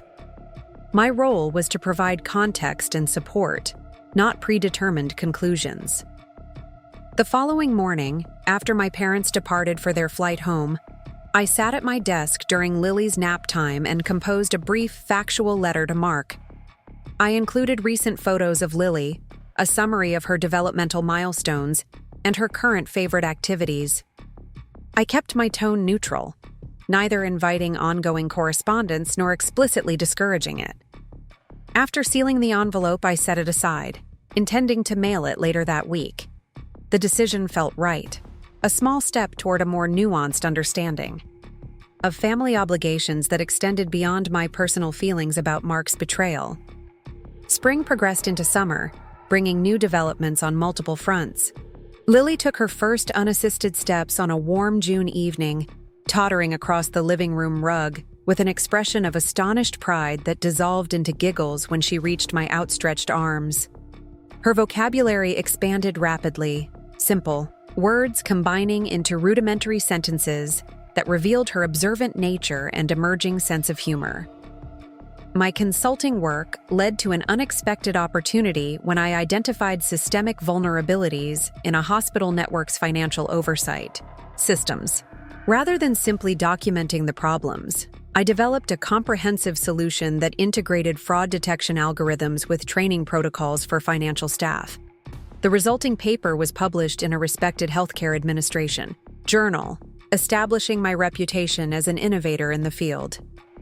One Tuesday morning in late July, I was reviewing quarterly projections in my home office when my phone rang with an unfamiliar number. Assuming it was a potential client, I answered, with my professional greeting. "Rebecca Hayes, this is Caroline Matthews. We met at the settlement conference last year. I represented Olivia Pierce." The unexpected contact from Olivia's attorney sent a jolt of adrenaline through my system. "Yes, I remember. What can I do for you, Ms. Matthews?" There was a brief hesitation before she continued. "I'm calling because Ms. Pierce has authorized me to communicate with you regarding a sensitive matter. She recently underwent emergency surgery and is facing a prolonged recovery period. She's concerned about her ability to care for her daughter during this time and, well, she's asked if I would inquire about your willingness to discuss temporary guardianship arrangements." The request was so unexpected that I temporarily lost my capacity for speech. Olivia wanted me, the woman whose husband she had taken, to assume care of her child with that same man. The concept was almost incomprehensible. "Ms. Hayes, are you still there?" "Yes," I managed. "I'm just surprised by this request. Did Ms. Pierce explain why she would approach me, of all people?" Caroline's tone remained professionally neutral. She indicated that despite the complicated circumstances, she believes you would ensure her daughter's well-being. She specifically mentioned your professional reputation and observations of your parenting approach through mutual acquaintances. My mind raced through implications and questions. What mutual acquaintances had been reporting on my parenting? How severe was Olivia's condition? And most importantly, how would such an arrangement affect Lily? "This isn't a decision I can make immediately," I said finally. "I would need more information about Ms. Pierce's condition, the anticipated duration of care needed, and what legal protections would be established for all parties involved." "Of course," Caroline replied, sounding relieved that I hadn't immediately refused. "I can provide medical documentation with Ms. Pierce's permission, and we would establish a formal temporary guardianship with clear parameters and end conditions. Would you be willing to meet to discuss these details?" I agreed to a preliminary meeting, scheduled for the following day during Lily's regular time at the childcare center. After ending the call, I sat in stunned silence, trying to process this unexpected development. My first instinct was to contact Thomas for legal advice, but before making that call, I needed to clarify my own feelings about the situation. The animosity I had once felt toward Olivia had gradually transformed over the past year into something more complex. Not forgiveness exactly, but a recognition that she too had been manipulated by Mark, albeit less completely than I had been. I had occasionally wondered about her daughter, Lily's half-sister, born just weeks after my own child. The girls shared half their genetic heritage, a connection that would exist regardless of the circumstances that created it. In another reality, they might have grown up knowing each other, perhaps even developing the special bond that can exist between siblings. By the time I met with Caroline the next day, I had consulted both Thomas and Dr. Winters, receiving practical, legal advice from the former and thoughtful perspective from the latter. I arrived at the meeting prepared with specific questions and clear boundaries. Caroline was waiting at a corner table in the quiet cafe I had suggested, a substantial folder of documents organized before her. She rose to greet me with professional courtesy. "Thank you for coming, Ms. Hayes. I know this request is highly unusual." "Please, call me Rebecca," I offered, settling into the chair across from her. And yes, unusual barely begins to describe it. I'd like to understand the situation more completely before we discuss potential arrangements.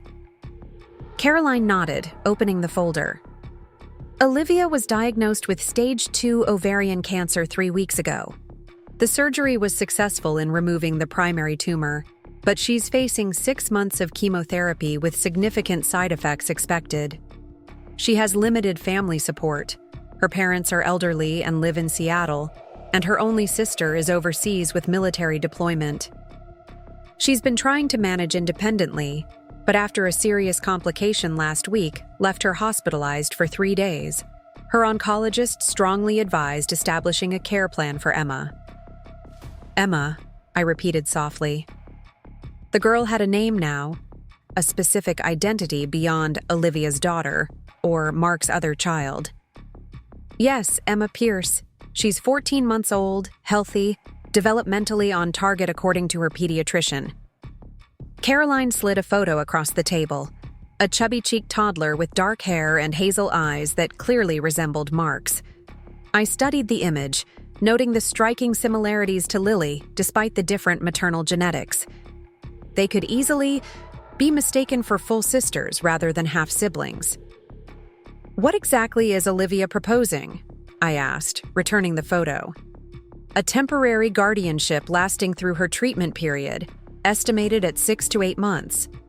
You would have legal authority to make day-to-day decisions for Emma, while Olivia would retain parental rights and final say on major medical or education choices. She would maintain contact through video calls when her health permits and in-person visits once she's stable enough. All expenses would be covered through a combination of her insurance, Mark's court-ordered child support, and a separate fund she's established for Emma's care. The proposal was more structured and reasonable than I had anticipated. Still, the practical and emotional complexities were substantial. Does Olivia understand that I have my own child, Mark's child, who would be interacting with Emma daily? That's a significant consideration, potentially creating attachment between half-siblings who might later be separated. Caroline nodded. That's actually part of why she thought of you. She believes the girls should know each other, regardless of the circumstances of their birth. The temporary arrangement would allow that connection to develop in a controlled environment with professional support if needed. We spent the next hour discussing specific details, legal protections, communication protocols, contingency plans if Olivia's health deteriorated further. Caroline was thorough and forthright, answering my questions without defensiveness or manipulation. Would it be possible for me to speak directly with Olivia before making a decision? I asked as our meeting concluded. I respect the legal framework you've outlined, but this arrangement would require a level of trust and communication that should be established from the beginning. Caroline seemed surprised but nodded. I'll speak with her about arranging a meeting. Given her current condition, it would need to be at her home or via video call. I understand. Please let her know I'm willing to meet wherever is most comfortable for her. As I drove back to the hospital to collect Lily, my mind was spinning with considerations. Taking temporary guardianship of Mark's other child was never a scenario I had contemplated, yet now that it had been presented, I couldn't simply dismiss it. Beyond the practical questions of childcare logistics and household arrangements, there were profound emotional and ethical dimensions to consider. What message would I be sending Lily by bringing Emma into our home? How would I explain the relationship to her, even in the simplified terms appropriate for a toddler? What boundaries would I need to establish with Olivia to ensure the arrangement benefited everyone involved, particularly the children? I discussed the situation with Jen over an emergency dinner at my house that evening after Lily was asleep. "You're actually considering this?" she asked, refilling her wine glass. "Taking in the child your ex-husband had with his mistress while you were pregnant?" "When you phrase it that way, it sounds absurd," I acknowledged. "But when I think about it from Emma's perspective, a little girl whose mother is seriously ill and who has limited options for stable care, it becomes more complicated." Jen shook her head, amazed. "Only you would approach this with such pragmatism. Anyone else would have hung up the phone the moment Olivia's name was mentioned." "It's not purely pragmatic," I corrected. "There's an emotional component too. Emma and Lily are sisters, regardless of how we feel about the circumstances. They share half their DNA, a connection that will exist whether we acknowledge it or not. Have you thought about what happens when Olivia recovers? The girls will have formed a bond, then suddenly Emma disappears from Lily's daily life. That could be confusing and painful for both of them." It was a valid concern, one I had already been contemplating. That's why I want to speak directly with Olivia. If we do this, we'd need to agree on some form of ongoing connection between the girls after her recovery, appropriate boundaries established for everyone's benefit. Jen studied me thoughtfully. "You've changed, you know. A year ago, you were laser-focused on protecting yourself and Lily from Mark and everything associated with him. Now you're considering inviting his other child into your home. Is that growth or foolishness?" I wondered aloud. "Maybe it's both," Jen suggested. "Maybe the most meaningful growth often looks like foolishness from certain angles."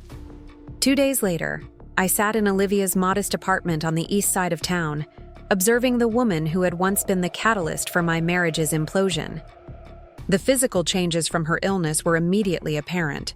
Her once vibrant blonde hair reduced to a short, thin covering, her frame noticeably thinner, her movements careful as though conserving limited energy. Emma played on a colorful mat nearby, stacking blocks with the focused determination I recognized from watching Lily. Occasionally, she glanced up at me, curious but not fearful of the stranger in their home. "Thank you for coming," Olivia began, her voice stronger than her appearance suggested. "I know this is an unorthodox request, to put it mildly." "I'm still trying to understand why me," I replied directly. "There must be friends, colleagues, or services that could provide care without the complicated history." Olivia nodded, accepting the challenge implicit in my question. "The practical answer is that you're uniquely qualified, financially stable, experienced with a child Emma's age, and familiar with the legal complexities surrounding Mark and child support issues. But the real reason is what I've heard about you, how you've handled everything that happened." "Heard from whom?" "Eleanor, primarily," Olivia admitted. "She visits Emma monthly. She never betrayed your confidence," she added quickly, seeing my expression change. "She simply mentioned that you've created a stable, loving environment for Lily, that you've been generous in facilitating a grandmother relationship despite everything Mark did." The revelation that Eleanor maintained a relationship with Olivia and Emma was surprising but not shocking. Of course, she would want to know her other grandchild. That fundamental connection transcended the messy circumstances of the girl's conception. "Does it bother you that I'm in contact with Eleanor?" Olivia asked directly. I considered the question carefully. "No. She's Emma's grandmother just as she's Lily's. Family relationships aren't negated by the poor choices of individuals within that family. Olivia seemed to relax slightly at my response. That's exactly why I thought of you for this. You understand the distinction between holding adults accountable for their actions and allowing children to maintain connections that are important to them. As our conversation continued, I gained a clearer picture of Olivia's situation. Her prognosis was cautiously optimistic. The cancer had been caught relatively early, and her doctors believed the treatment protocol had a high probability of success. However, the immediate challenges were substantial. She had already experienced severe reactions to the first round of chemotherapy, requiring hospitalization and raising concerns about her ability to safely care for Emma during the most intensive treatment phases. "What happens after your recovery?" I asked, watching Emma as she abandoned her blocks to examine a stuffed rabbit with studious attention. "If we establish this arrangement and the girls develop a relationship, abruptly ending, it could be harmful to both of them." Olivia met my gaze directly. "I've thought about that. If you're willing to take Emma during my treatment, I would be open to maintaining some form of connection between the girls afterward. Structured visits, perhaps, with clear boundaries for all adults involved. They're sisters, after all, whether we initially wanted that reality or not." As I drove home from Olivia's apartment, my decision gradually crystallized.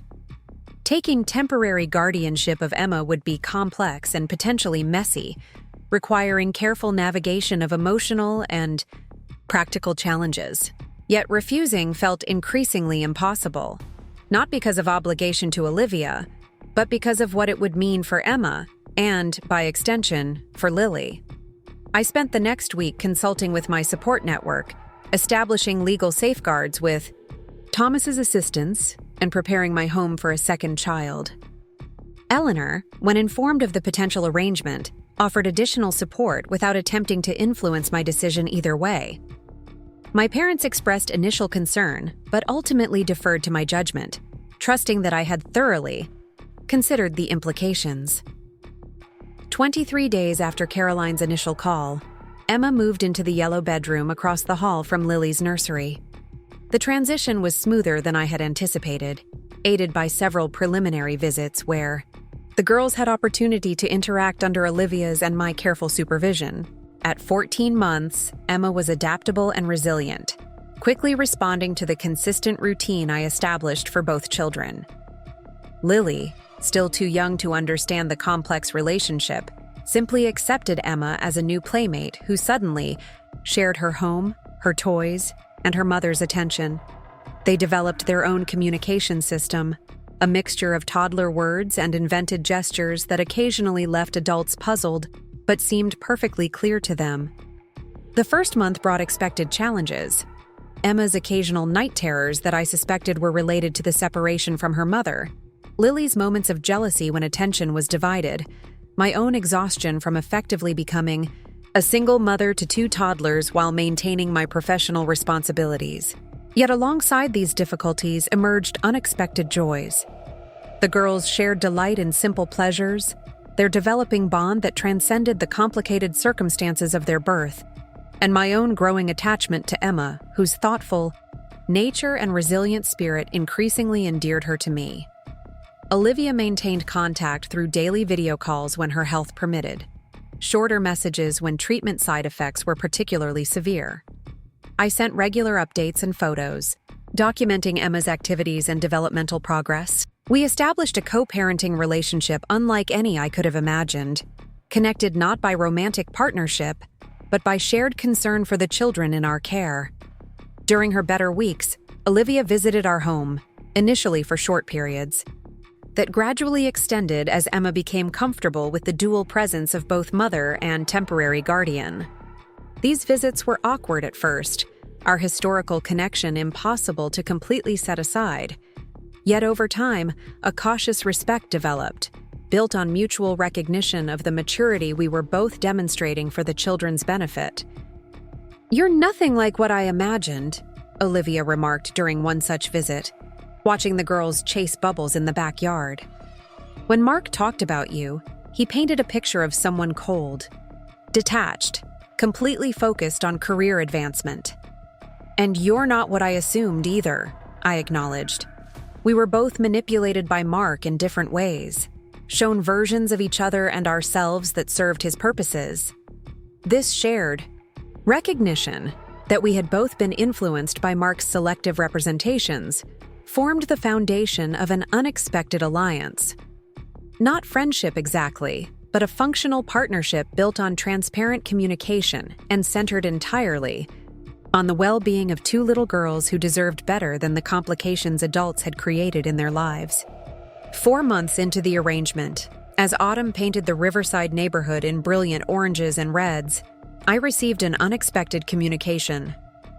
A letter arrived from the federal correctional facility where Mark was serving his sentence, addressed to me in the familiar handwriting I hadn't seen since Lily's birth. I hesitated before opening it, uncertain what new complication might emerge from this contact. Finally, sitting at my desk after the girls were asleep, I broke the seal and unfolded the single page. "Rebecca, my mother has informed me of the arrangement you've made with Olivia regarding Emma's care during Olivia's treatment. I want to express my genuine gratitude for your willingness to provide stability for Emma during this difficult time. The generosity and maturity this demonstrates goes beyond anything I could have expected or deserved from you. I won't pretend to understand all your reasons for agreeing to this arrangement, but I recognize that whatever your motivations, the outcome benefits both our daughters. Knowing that Lily and Emma have opportunity to know each other, even under these complicated circumstances, provides a small measure of peace in an otherwise difficult situation. I continue to respect your boundaries and have no expectation of response. This letter is simply acknowledgement of an act of exceptional character that shouldn't go unrecognized. Mark." I folded the letter and returned it to its envelope, adding it to the file I maintained of all communications related to Mark. His acknowledgement neither changed my feelings about his past actions nor influenced my current decisions regarding Emma and Lily. Yet, I appreciated the absence of manipulation or attempted emotional leverage in his message. A small indication that perhaps the consequences of his choices had indeed prompted genuine reflection. As the seasons changed and Olivia progressed through her treatment protocol, our temporary arrangement evolved into something more nuanced than I had initially envisioned. The anticipated 6-month guardianship extended as Olivia's recovery timeline shifted, her body requiring additional time to regain strength after the final round of chemotherapy. By the time winter settled over Riverside, Emma had been part of our household for nearly 7 months. She and Lily had developed the special language of sisters, squabbling over toys one moment, fiercely protective of each other the next. They shared bedtime rituals, favorite games, and the particular bond that forms between children navigating early life experiences together. I found myself increasingly aware of the approaching transition, the eventual return to separate households. That would fundamentally alter the relationship the girls had formed. This awareness prompted conversations with Olivia about post-recovery arrangements that would maintain connection while respecting practical realities and parental boundaries. "I've been thinking," Olivia said during one of her stronger days, as we watched the girls build a precarious tower of blocks in the living room. "What if we considered a more permanent arrangement for visitation after I'm well enough for Emma to come home? Not just occasional meetings, but regular, structured time together for the girls." "What are you envisioning?" I asked, curious. About her perspective. "Maybe alternating weekends or even splitting the week once they're a bit older. I know it's unconventional, but then again, nothing about this situation has followed conventional patterns." The suggestion reflected my own evolving thoughts about maintaining connection between the girls. "We would need clear boundaries," I noted. "Written agreements about decision-making authority, consistent approaches to discipline and routines, open communication about any issues that arise." Olivia nodded. "Essentially co-parenting without the romantic relationship that usually precedes it. Challenging, certainly, but perhaps better for Lily and Emma than pretending their connection doesn't exist or matters only when convenient for the adults in their lives. As the discussion continued, I recognized that we were contemplating a family structure unlike anything I had previously considered, not the traditional nuclear model I had once expected with Mark, nor the single-parent household I had established after his betrayal, but something more fluid and adaptively constructed around the needs of two children connected by both biology and shared experience. The practicalities would be complex, the emotional navigation potentially treacherous at times. Yet watching Lily gently help Emma place the final block on their tower, their matching expressions of concentration despite their different genetic heritage, I understood that some connections transcend the circumstances of their creation, demanding acknowledgement and careful tending rather than artificial separation. That evening, after both girls were asleep, I stood in the hallway between their rooms, listening to their soft breathing and contemplating the future we were cautiously constructing. Not the future I had planned or expected, certainly, but perhaps one that offered its own unique possibilities for growth, connection, and resilience in the face of complicated beginnings. Mark's betrayal had shattered my carefully ordered world, forcing me to rebuild from foundations I hadn't known existed. Within myself, the process had been painful, messy, occasionally overwhelming. Yet standing here now, guardian to my daughter and temporarily to her half-sister, I recognize that some breakages create space for reconstructions more authentic and ultimately more stable than what existed before. Tomorrow would bring new challenges: Olivia's latest scan results, Emma's pediatric checkup, Lily's growing vocabulary that increasingly included questions I wasn't always prepared to answer. Yet tonight, in this moment of quiet between their sleeping forms, I allowed myself to acknowledge a truth I hadn't expected to discover through this journey. Family isn't defined by conventional structures or legal documents, but by the daily choice to remain present, to prioritize connection over comfort, and to create safe harbor for those who depend on us, regardless of how they came into our lives. 5 years passed in a rhythm I could never have predicted, but now couldn't imagine living without. Lily and Emma, now 6 and 5, raced through the sprinkler in my backyard, their summer bronzed skin glistening in the afternoon sunlight.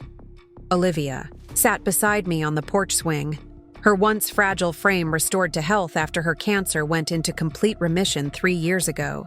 "They look more like sisters every day," she observed, watching Emma help Lily adjust the sprinkler head for maximum splash effect. "Especially when they're plotting something." I smiled, recognizing the conspiratorial glances that usually preceded mischief. Our co-parenting arrangement had evolved into something unique: 2 separate households connected by the girls' bond, with regularly scheduled transitions that provided stability while honoring our distinct parental relationships. "Did you ever imagine we'd end up here?" Olivia asked, gesturing to encompass not just the backyard scene but the complex family structure we'd constructed around the girls' needs. "Never," I admitted. "But then, I've stopped trying to predict the future. Life has its own ideas." The doorbell interrupted our contemplation. Eleanor had arrived for the weekly dinner she hosted for both girls, another thread in the tapestry of connection we'd woven around Lily and Emma. Later that evening, after the girls had departed with their grandmother, I checked my email to find a notification from Thomas. Mark's parole hearing was scheduled for next month. After 7 years of incarceration, he had become eligible for early release based on exemplary behavior and complete cooperation with financial recovery efforts. I felt a surprising lack of emotional response to this news. Mark had become a historical figure in our lives rather than an active presence, acknowledged in age-appropriate terms when the girls asked questions, but otherwise existing primarily in legal documents and occasional updates through Eleanor. If granted parole, he would face significant restrictions, including supervised visitation with either daughter only after extensive family counseling and court approval. These parameters had been established years ago through careful negotiation between all legal parties, creating protective scaffolding for any potential future relationship. My phone chimed with a text from Jen. "Still on for tomorrow? The girls are excited for the aquarium." I confirmed our plans, grateful for the enduring friendship that had sustained me through every phase of this journey. Tomorrow would bring new adventures with our children, another day in the life we'd built from circumstances that once seemed insurmountable. 7 years ago, I had watched through a window as my husband and his pregnant girlfriend entered our home, never imagining the path that betrayal would ultimately create. The destruction of what I thought was my future had led to something more authentic, a life built on my own terms. Relationships formed through choice rather than convention, and a definition of family expanded beyond traditional boundaries. I had not only survived, I had reconstructed. And in that reconstruction, I had discovered strengths, connections, and possibilities I might never have known otherwise.